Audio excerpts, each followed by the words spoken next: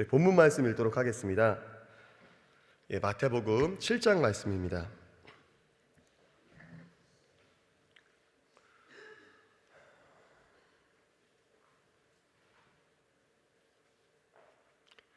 제가 가진 성경으로 신약 성경 9페이지에 있습니다. 마태복음 7장 말씀. 저희 한 절씩 교독하시고 마지막 절은 합독하시도록 하겠습니다. 마태복음 7장입니다. 비판을 받지 아니하려거든 비판하지 말라.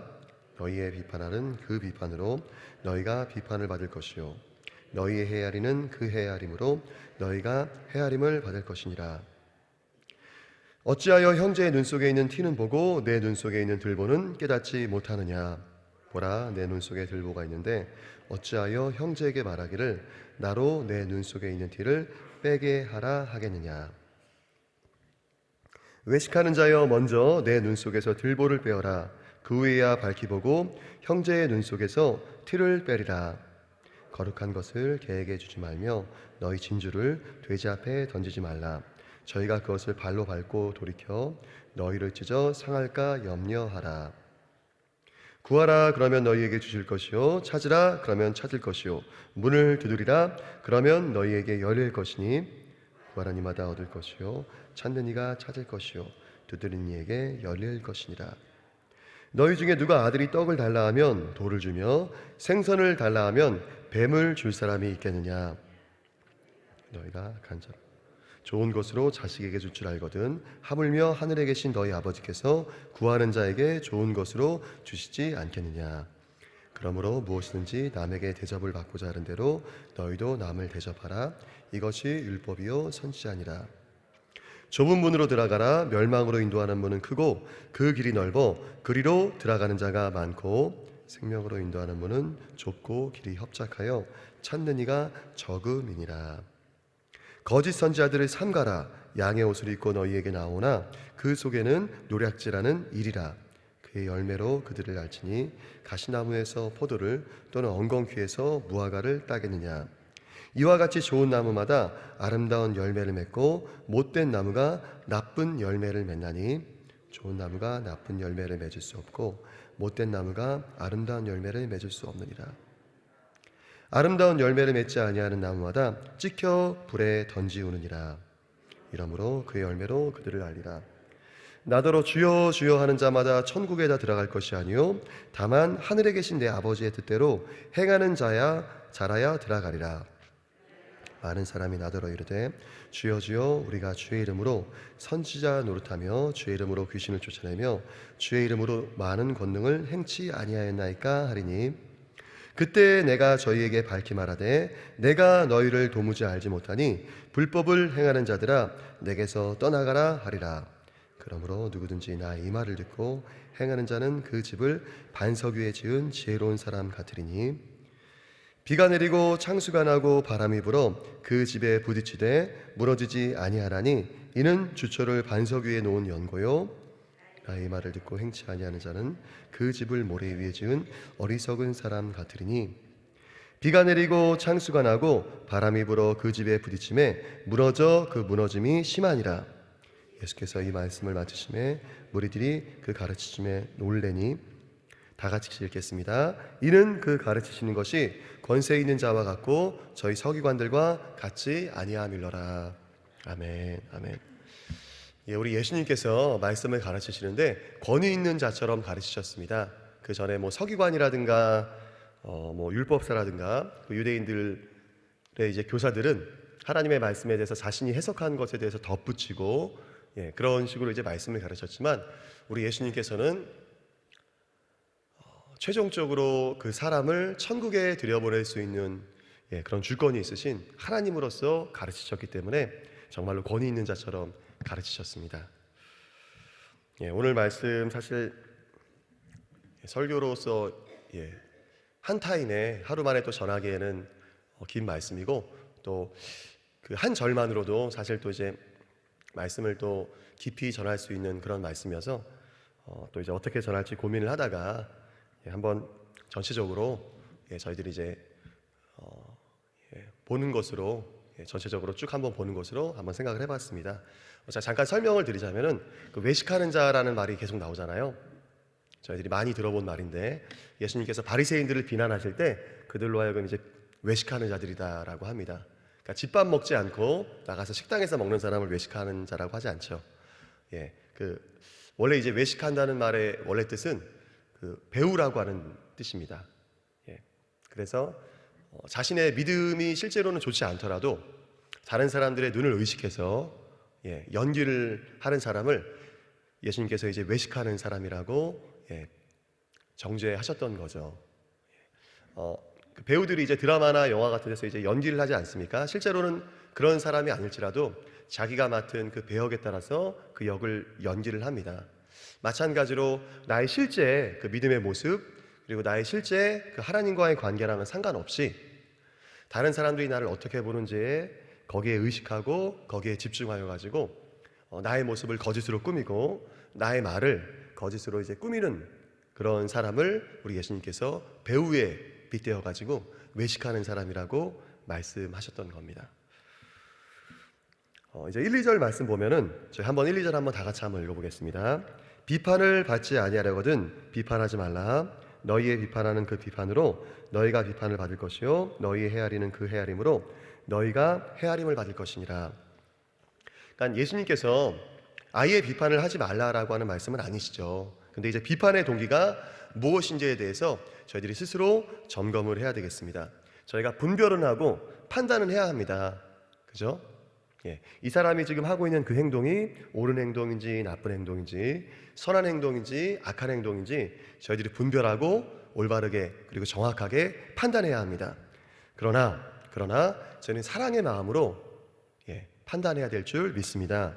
예수님께서 금하신 것은 자신에 대해서는 한없이 너그러우면서 다른 사람에 대해서는 엄격하게 비판하는 것을 금하셨습니다.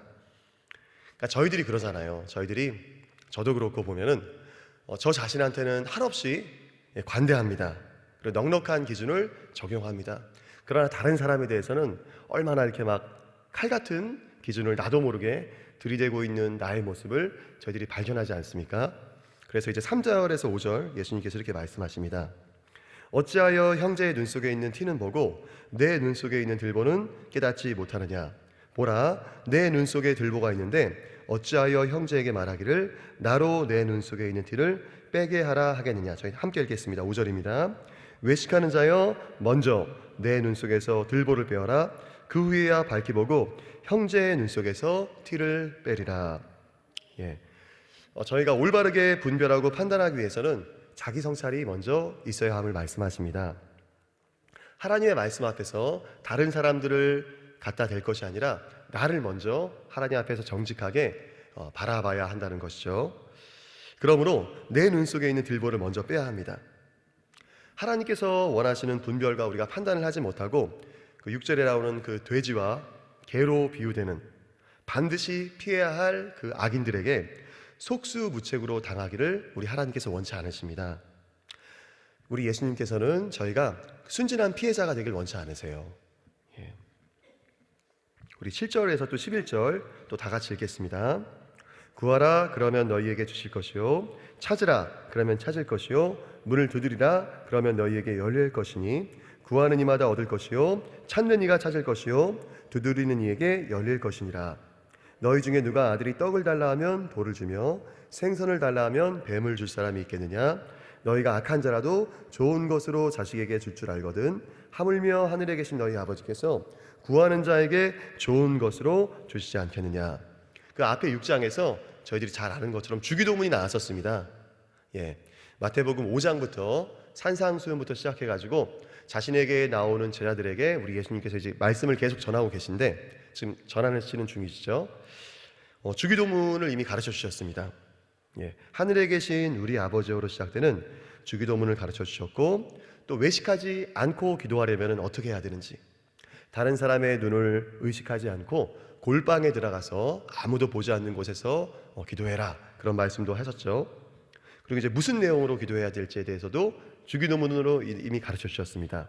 그런데 이제 오늘 말씀에서는 우리가 드리는 그 기도가 우리 예수님께서는 반드시 응답될 거에 대해서 확신을 가지기를 원하심을 우리가 알 수가 있습니다. 예. 근데 갑자기 뜬금없이 이 말씀을 왜 하실까요? 올바른 분별과 판단을 이야기하시다가 또 이 말씀을 왜 하실까요?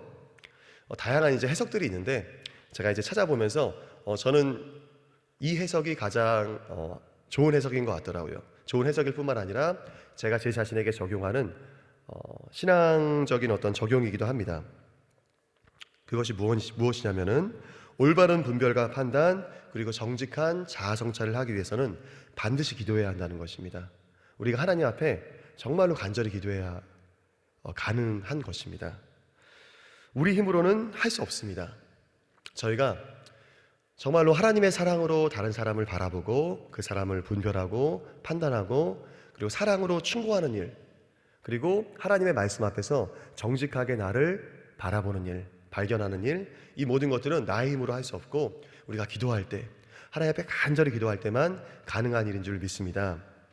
마태복음 5장의 그 산상수훈부터 시작된 그 예수님의 가르침은 듣고 읽는 것만으로 그 삶이 너무나 아름답고 감격스럽습니다. 그러나 감히 나 같은 사람이 살 수 있을까? 그렇게 살 수 있을까? 도저히 살아낼 엄두가 나지 않는 말씀들이기도 합니다. 우리가 아무리 부족하고 연약하여도 하나님 말씀대로 조금씩 살아갈 때 우리의 삶의 모습은 정말로 예수님처럼 다른 사람들을 사랑하고 배려하는 모습으로 변화될 줄 믿습니다. 저희가 이번에 김진홍 목사님 모시고 부흥성에 가지면서 참 큰 은혜 받은 줄 압니다. 김진홍 목사님께서 그 삶을 보면은 단순하게 하나님 말씀에 순종하는 삶 살지 않으셨습니까? 기독교 방송에 나오고 갖고 CTS였나 CBS인지 정확하게 기억이 안 나는데요. 거기 나와서 이제 김진홍 목사님이 말씀하시는 내용을 제가 저희 가족들한테 보여드렸어요. 이번에 부흥성회 때 모시고 참 큰 은혜를 받았다라고 하면서 보내드렸습니다. 그 링크를 카톡으로. 근데 이제 그 썸네일을 보니까 내가 하나님을 믿으면서 내 삶이 명확하고 단순해졌다라고 하는 제목으로 김진홍 목사님이 인터뷰를 하시더라고요. 그러니까 하나님 말씀에 저희들이 순종하려고 결단하고 그 말씀대로 부족하지만 연약하지만 차근차근 순종하며 나아갈 때 그 삶 가운데 하나님께서 개입하시고 하나님께서 역사하시고 변화시켜 나가는 모습을 저희들이 보게 됩니다. 아무리 멋있는 설명과 논리적인 설득이 있다 할지라도 삶만큼 강력하고 우리 성도님들에게 힘이 되어주는 또한 설교가 없는 것 같아요. 그죠? 저희들이 어떻게 살아야 할지는 사실 저희 모두는 알고 있습니다. 그러나 그 살아갈 힘을 저희들이 원치 않습니까? 예배를 통해서 설교를 통해서 찬양을 통해서 살아갈 힘을 저희들은 원하고 있습니다. 그죠? 그런데 그렇게 살아가시는 분들 그리고 그 삶 가운데 하나님께서 초자연적으로 개입하셔서 역사하시는 분들을 보면은 저희들이 은혜를 받죠. 그런 은혜의 원리가 그리고 그런 은혜로운 삶이 저희들의 삶 가운데도 저와 우리 성도님들의 삶 가운데도 동일하게 일어나시기를 축복합니다. 아멘. 아멘. 저희가 12절 말씀 한번 또 읽겠습니다. 12절 말씀. 그러므로 무엇이든지 남에게 대접을 받고자 하는 대로 너희도 남을 대접하라. 이것이 율법이요 선지자니라. 그러니까 유대인들은 구약 성경을 가리켜서 율법이요 선지자라고 이야기합니다. 모세 오경을 그 토라 율법이라고 하죠. 그리고 이제 선지자들의 책들이 있습니다. 그래서 이제 전체 구약 성경을 율법과 선지자의 책이라고 이야기하는데요. 우리 예수님께서는 율법을 폐하러 오신 분이 아니라고 분명히 이야기합니다. 율법을 완성하러 오셨습니다. 율법의 진정한 동기, 진정한 목표, 그것을 완성하러 오신 분이 바로 우리 예수님이세요. 우리 갈라디아서 5장 6절 말씀 제가 읽어드리겠습니다. 사도 바울도 동일하게 이야기합니다. 그리스도 예수 안에서는 할례나 무할례가 효력이 없되 사랑으로서 역사하는 믿음뿐이니라. 이 세번역 성경은 이렇게 번역합니다. 그리스도 예수 안에서는 할례를 받거나 안 받는 것이 문제가 되는 것이 아닙니다. 가장 중요한 것은 믿음이 사랑을 통하여 일하는 것입니다. 그 세번역 성경을 쓰는 교회들이 많이 있습니다. 세번역 이런 번역의 성경이 있다라는 것으로 우리 성도님들이 들으시면은 조금 안 되시겠고요. 사실 세번역 성경을 쓰는 교회들이 많이 있습니다. 저희들이 아는 선한 목자 교회라든가 감리교회 대표적인 교회들. 그리고 많은 교회들이 세번역 성경을 예배 때 씁니다. 어떤 설교를 위해서 설교자가 참고하는 수준으로 쓰는 게 아니라 저희들이 개역 한글 성경을 쓰는 것처럼 씁니다. 그리고 뭐 온누리 교회 같은 경우에는 우리말 성경, 그렇게 이제 번역된 성경을 쓰기도 하고요. 또 사랑의 교회에서는 또 쉬운 성경을 또 쓰기도 하죠. 근데 세번역 성경에서는 분명하게 이렇게 이야기합니다. 우리가 가져야 할 그 믿음이 어떤 믿음이냐? 사랑을 통하여서 역사하는 믿음, 사랑을 통하여서 일하는 믿음이 진짜 믿음이라고 하는 것입니다. 현대인의 성경은 이렇게 옮겨 적었습니다. 그리스도 예수님 안에서는 할례를 받고 안 받는 것이 문제가 아니라 사랑으로서 표현되는 믿음만이 중요합니다. 그리고 갈라디아서 5장 14절에서 사도 바울은 이렇게 이야기합니다. 온 율법은 내 이웃 사랑하기를 내 몸같이 하라 하신 한 말씀에 이루었나니. 우리 예수님께서 율법을 폐하러 오신 분이 아니라 율법을 완성하기 위해서 오신 분입니다.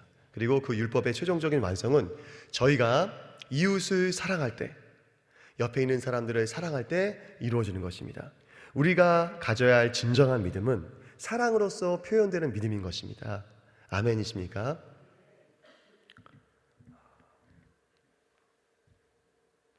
제가 이제 짧은 목회자로서, 아직은 젊은 목회자로서 신앙생활 하면서 우리 하나님께서 우리 성도인들을 얼마나 사랑하시는지, 자, 그런 것들을 경험하고 하나님께서 교회를 얼마나 사랑하시는지, 그리고 그에 비례하여서 저희가 다른 사람들을 얼마나 사랑하길 원하시는지 하나님께서 그것들을 경험하곤 합니다. 정말로 사랑하는 가운데 역사하는 힘이 있습니다. 아멘이십니까? 아멘이세요?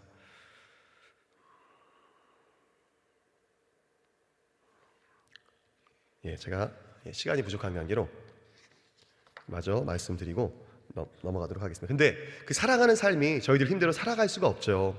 저희들 뜻대로 되지가 않습니다. 저희가 잘 아는 그 토머스 에디슨, 발명왕이라고 하는 토머스 에디슨이 이런 이야기를 한 것을 저희들이 알고 있습니다. 천재는 1%의 영감과 99%의 땀이다 라는 이야기를 했죠. 그런데 이 토마스 에디슨이 나중에 인터뷰를 하면서 자신이 했던 이 이야기가 명언이 돼가지고 사람들이 많이 이제 인용을 하는데 오해하고 있다라고 하면서 인터뷰를 했습니다. 천재는 99%의 엄청난 노력을 해야 한다가 나의 그 인터뷰의 본뜻이 아니라, 아무리 사람이 노력하고 아무리 정말 사람이 피땀 흘리면서 노력을 해도 하늘로부터 내려오는 그 신적인 영감, 내 안에서 올라오는 것이 아니라 나의 밖에서 오는 그 하나님의 도움이 아니고서는 나는 어떤 발명도 할 수 없었다라는 고백을 이 명언으로 표현했다는 것입니다. 그러니까 제가 진짜 사람의 힘으로는 하나님 말씀대로 살 수 없구나라는 것을 제가 깨달았던 때는, 성령님께서 도우셔야만 가능하구나 알 수 있었던 때는, 전심전력으로 하나님 말씀대로 살려고 노력했을 때, 그리고 기도했을 때, 그때서야 제가 알게 되셨습니다. 우리 성도님들도 그러실 거예요. 내가 아무리 하나님 뜻대로 살려고 노력을 해도 살 수 없는 제 자신을 발견합니다. 그때 하나님께서 도와주시는, 그때 하나님께서 힘을 주신, 이게 정말로 은혜구나, 이게 은혜구나, 나의 힘으로서는 도저히 하나님 뜻대로 살아갈 수가 없구나, 그것들을 저희들이 경험하지 않습니까? 아멘이십니까? 하나님께서는 저희들이 은혜로서 하나님 능력대로, 하나님의 놀라운 은혜로서 하나님 뜻대로 살아갈 수 있는 힘을 주시지만, 그렇다고 저희들이 아무 노력도 하지 않는 것이 아닙니다. 우리의 노력으로서는 절대 하나님 뜻대로 살아갈 수 없지만, 그러나 우리가 최선을 다해서 하나님의 말씀대로 순종하려고 노력할 때, 그때서야 하나님께서 은혜를 주실 줄 믿습니다.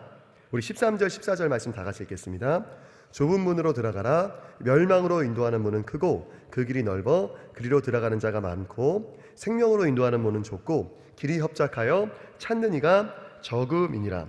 부담되는 말씀이죠. 너무나도 부담되는 말씀입니다. 근데 고린도서 7장 10절 말씀을 보면은, 하나님의 뜻대로 하는 근심은 후회할 것이 없는 구원에 이르게 하는 회개를 이루는 것이요, 세상 근심은 사망을 이루는 것이니라. 세번역 성경은 이렇게 옮겨 적었습니다. 하나님의 뜻에 맞게 마음 아파하는 것은 회개를 하게 하여 구원에 이르게 하므로 후회할 것이 없습니다. 그러나 세상 일로 마음 아파하는 것은 죽음에 이르게 하는 것입니다. 저희가 하나님 말씀을 하나님 말씀대로 그대로 읽을 때 부담되어지고 힘들고 마음 아파할 때가 있습니다. 나는 그렇게 살고 있지 못할 때 그렇습니다. 그러나 하나님 뜻에 맞게 마음 아파하는 것은 하나님께서 기뻐하세요. 기뻐하십니다. 왜냐하면 회개를 하게 해서 구원에 이르게 하기 때문입니다. 좋은 나무가 좋은 열매를 맺고 그 뒤에 말씀은 나쁜 나무가 나쁜 열매를 맺습니다. 거짓 선지자들을 삼가라고 말씀하시면서 이 말씀을 하시죠. 사과 열매를 맺는 나무를 저희는 어떤 나무라고 하죠? 사과나무라고 합니다. 감이 맺히는 나무를 저희는 어떤 나무라고 하죠? 감나무라고 합니다. 배가 주렁주렁 열리는 나무를 무슨 나무라고 하죠? 배나무라고 합니다. 제가 초등학생들도 다 알고 유치원 학생들도 다 아는 이 질문을 하는 이유는 그러면은 예수님을 닮은 성령의 열매를 맺는 사람을 우리는 어떤 사람이라고 할까요? 그리스도인이라고 합니다. 그리스도인이라고 합니다. 만약에 그 사람이 정말로 하나님의 사람이고 그리스도의 사람이라면은 아무리 연약하고 부족하여도 예수님을 닮아가게 되어 있습니다. 사과나무를 당장 처음에 심더라도 처음부터 사과 열매가 열리지는 않는다라고 합니다. 그죠? 이제 그 과수원을 해보셨거나 어렸을 때 이제 농촌 생활 해보신 분들은 아시겠지만 그 나무에서 그 열매가 맺히기까지의 많은 비료를 주고 잘 가꿔야지 정말로 우리가 먹을 수 있는 상품성 있는 사과가 나온다라고 해요. 그죠? 작은 사과, 처음에는 막 진짜 이게 사과인지 호두인지 분별도 안 될 정도로 그냥 그 조그만 것들이 열린다고 합니다. 그러나 사과나무에는 사과가 열립니다. 아멘, 아멘. 만약에 저희들의 삶 가운데 성령의 열매, 사랑과 희락과 화평과 오래 참음과 자비와 양성과 충성과 온유와 절제가 있는지 늘 점검해야 되겠습니다. 점검해야 되겠습니다. 만약에 그런 것이 없다면은 두렵고 떨리는 말씀이지만 우리는 다른 나무일 수가 있습니다. 그거에 대해서 마태복음에서 우리 사랑의 예수님께서 아주 적나라하게 말씀하고 계시는 것입니다. 그리고 사도 바울도 정말로 사실은 칼같이 이야기해요. 사도행전 20장 29절에서 30절 말씀 제가 읽어드리겠습니다. 내가 떠난 후에 흉악한 이리가 너희에게 들어와서 그 양떼를 아끼지 아니하며 또한 너희 중에서도 제 아들을 끌어 자기를 쫓게 하려고 어그러진 말을 하는 사람들이 일어날 줄을 내가 아노니. 사도 바울이 이제 그 예루살렘으로 돌아갈 때 자기가 예루살렘에 돌아가면 어떤 일이 일어날 줄 알고 가서 이제 예루살렘으로 가면은 이제 죄수의 신분으로 뭐 로마까지 끌려갈 거에 대해서 사도 바울과 그 주변 사람들이 어렴풋이 알고 있는 상황입니다. 이제 사도 바울을 더 이상 못 볼 게 너무나도 슬퍼가지고 그 수많은 교회의 장로님들이 지금 그 사도 바울을 배웅하러 나온 거예요. 근데 사도 바울이 이 얘기를 합니다. 사도 바울이 이 얘기를 해요. 여러분들 중에서도 성도들을 끌어서 자기를 쫓게 하는 이단 괴수들이 나올 수 있습니다. 이 얘기를 사도 바울이 해요. 무섭게도. 그러니까 하나님 말씀 가운데 얼마나 깨어 있어야 되는지에 대해서 사도 바울이 정확하게 이야기합니다. 아멘이십니까? 자, 이제 말씀 마치겠습니다. 최근에 나온 책 중에 십자가를 짊어지고 중국 가정교회 역사라고 하는 책이 나왔습니다. 자, 그 책이 약간 두껍긴 한데요, 너무나도 재밌게 읽었습니다. 보시면 너무너무 재밌어요. 너무너무 재밌어서 약 1년 전이었는 것으로 제가 기억하는데 너무나도 재밌게 빨리 읽게 됐습니다. 이 책의 내용은 1807년부터 시작된 중국 선교로부터 이 저자인 왕이 목사님이 중국 당국에 의해서 체포되기 전인 2018년까지의 중국 교회 역사를 자기가 이제 써내려간 것입니다. 그래서 이제 중국 교회에 있었던 일들에 대해서 다 이야기한 거예요. 정말 신앙의 그 영웅들, 중국 교회의 그 순교자적인 신앙을 살았던 그 사람들이 어떤 신앙생활을 했는지에 대해서 다 적고 있습니다. 그런데 그때 정말로 그 하나님의 종으로서 부르심을 받은 사람, 제가 이 말씀을 보면서 너무나도 두렵고 떨리는 마음으로 읽게 됐는데요, 하나님의 종으로서 부름받았던 사람들이 어떤 사람들이었는지에 대해서 명확하게 구분할 수 있었다라고 합니다. 목사가 된다고 해가지고 돈을 받는 것도 아니고요, 사역할 수 있는 교회 건물이 있었던 것도 아니었다라고 합니다. 오히려 목사가 되고 말씀을 전하면은 중국 당국에서 체포되는 거예요. 체포되는 겁니다. 몇십 년 감옥살이를 진짜로 하는 겁니다. 그때 목사가 되기를 결단했던 사람들, 하나님의 종이 되겠다라고 정말로 헌신했던 그 사람들이 하나님의 부르심이 있는 것으로서 중국 교회가 인정하고 세워졌다라고 합니다. 마찬가지입니다.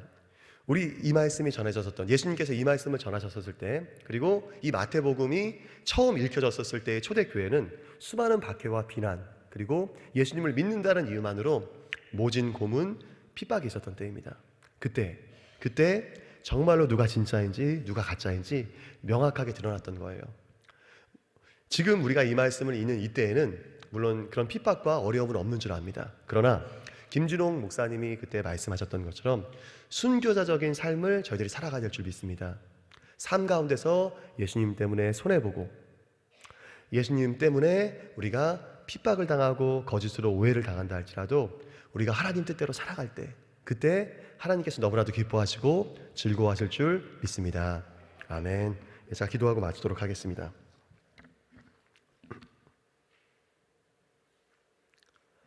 제가 효화행복 읽지 않은 것을 죄송합니다. 제가 지금 생각이 났습니다. 죄송합니다. 하나님 감사합니다. 저희들 마태복음 7장을 통해서 예수님의 말씀에 대해서 배웠습니다. 하나님, 말씀이 때로는 저희 마음을 아프게 한다라고 할지라도 하나님의 뜻에 맞는 근심, 하나님의 뜻에 맞는 마음 아파함은 저희로 하여금 회개하여 구원에 이르게 하는 것이므로 후회할 것이 없다라고 분명히 말씀하셨습니다.